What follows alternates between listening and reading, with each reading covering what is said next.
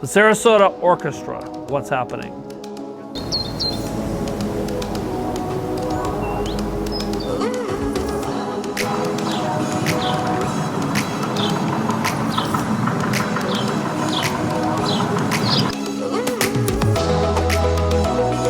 Good morning, everyone. My name is Mike Rennick. I'm the senior broker, the team lead with Team Rennick Real Estate Services.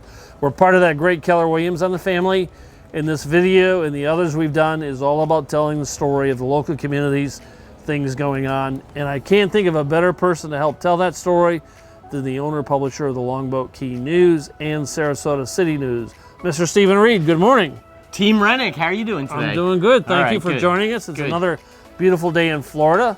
But something's happening with the orchestra. What is that? Absolutely correct. There's big news going on in the world of symphonic music in Sarasota. This past week, Joseph McKenna, who is the director and CEO of the orchestra, approached the City of Sarasota Commission, the village elders, and said, we want to move. We're ready, we have a master plan, and we want to relocate and build a brand new symphonic hall, rehearsal space, and have a real complex to work out of at Payne Park. So today we're standing by the current building. This is Holly Hall, and this is right next to the Van Wezel, and currently they perform some of their pieces here, some of their work here, and then there's about a half dozen other venues, including the Van Wezel. They have performance places that they share and use, and they have to schedule with all these organizations, and that's part of the problem for them. So they're looking for their own home. For their own home, to not have to work around schedules that are getting increasingly complex to accommodate. Right. And then, as we've talked about in other videos, everybody in the community should know by now, this land we're on is part of the 52 acres that is going to be part of the Bay project. The Symphony announced a year ago they weren't going to be part of that plan, but they didn't say where they wanted to go, and they expressed the desire to rebuild a couple decades ago, because they've always had this wandering identity, sort of, and not enough space. And some acoustical challenges from a musical standpoint. So this is going to be what they're proposing is to go to Payne Park. Currently, there's a tennis center there, Payne Park Tennis Center, and that's where the difficulty lies. The community loves this tennis center, highly used, packed throughout the busy season. The city just took back control of it, renovated it. They want to demolish the tennis center, rebuild the tennis center to the south, and they told the city it'll be bigger and better than ever, just to the south in Payne Park, and then be on that corner, if you know where you get your license tags, the DMV. I do. Right behind there is the tennis center, next to the city police station, and that's where they want to be, on that corner where the tennis center is. So where do we stand in terms of all the above? Well, they want to move quickly. They want the city to bless this plan at their March commission meeting. So that's coming up very soon. Coming up in a couple weeks. Now, the city, a couple of the commissioners said, hey, slow it down.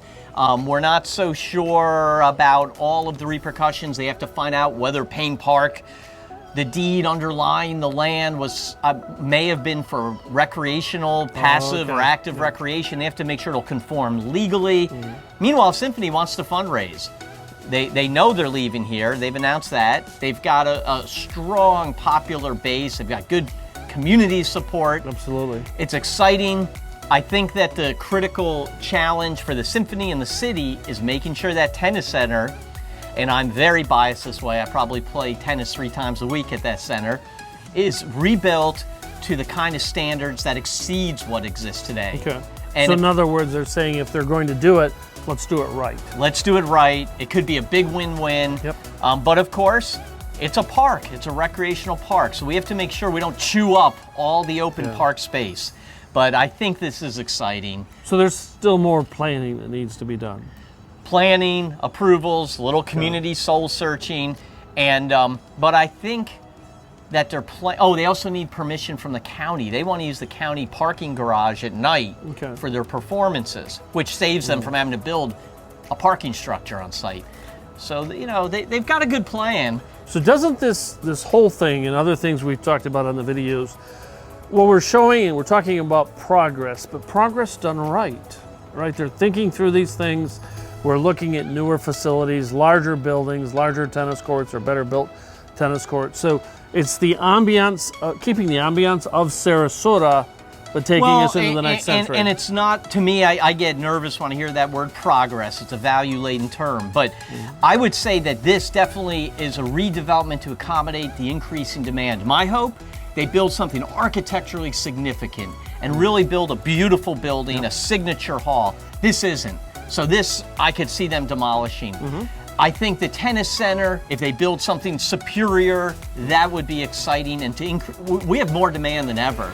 If anyone who lives down here sees the new condos, some of the realtors are aware of that. You may be aware of all the new multi-million-dollar condominiums. They love the Symphony. Yes. They want to play tennis. Well, it's part of the reason Sarasota is so popular. It is. We're a small town. We argue with big town activities to do. We're closer to big towns, but in Sarasota, you've got the arts, you've got sports, you've got everything. Walking downtown, you've got island communities, you've got some of the best mom and pop restaurants in the world, I believe. Beaches, big one. So, beaches and water. And you know, so this is what we're all about here in Sarasota. Well, a lot of the people come to this area, come from cities. They come from, you know, they come from New York, Chicago, Michigan. Michigan, let's not forget Michigan, Boston. So they're used to a very high level of cultural amenities. So when you have the orchestra here, the opera here, they rival these big city. Absolutely. You know, because if you're used to Lincoln Center, and then you come here, this doesn't disappoint. They have high level of productions, very, very exciting works, and they have the capacity with building these bigger halls, because the Van Wezel's going to do the same thing, and they're doing it here, allows them to bring in bigger and better performances. So it is a big deal. So there's more to tell on this story, like with all of our stories. So we need to come back. We have a reason to stay alive and keep doing this. That's right. But we need to come back and revisit this and keep the progress up to date. Would you agree? Yes, we do. Once again, Steve, another outstanding job. I appreciate the prep work you put into this, your knowledge, and willing to invest your time. Thanks for the opportunity. Thank you. I really appreciate it. Steve, thank you. Take care. Thanks. You too.